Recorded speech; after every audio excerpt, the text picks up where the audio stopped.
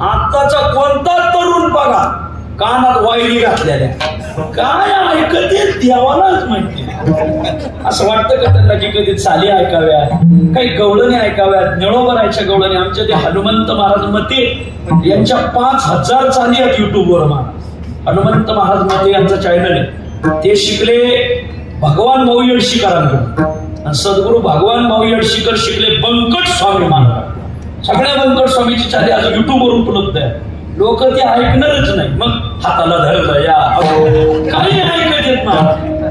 माझं म्हणणं आहे तुम्ही कानात वायरी जरूर घाला, पण निदान गाडी चालवताना घालू नका. मागच्याने दिलेला हॉर्न तुम्हाला ऐकूच आला पाहिजे.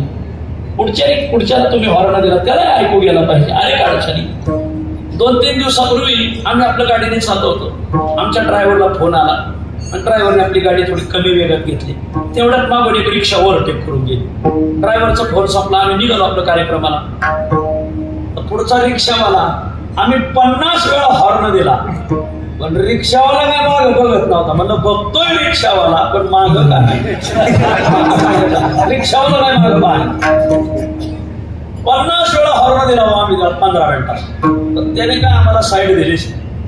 मी आमच्या ड्रायव्हरला म्हणणार हे असं कवर चालायचं. आमचा ड्रायव्हर म्हणणार रिक्षाच्या मागे एक वाक्य लिहिलंय ते वाचा. त्याच्या मागे वाक्य लिहिलं होतं हे असंच चालायचं. पुढं थोडा मोठा रोड आला बघा, आपली गाडी पुढं काढली आणि मग त्याला गाडी आडवी लावली. म्हणजे 50 वेळा हॉर्न दिला. झोपा काढतो कोणाला हॉर्न ऐकून नाही आला का. मग तो खाली होता राहू रामकृष्ण महाराज दिसते म्हणलं.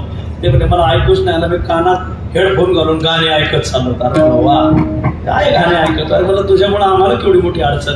कानातले वायरी काढ मग रिक्षा चालवतो ना. हो कानातल्या वायरी काढण्यात आपल्या रिक्षा चालायला लागला. आम्ही आपली गाडी पुढे काढली. मी आपल्या काचातून मागं पाहिलं रिक्षाच्या पुढे एक वाक्य लिहिलं होतं काय पुन्हा भेटूया.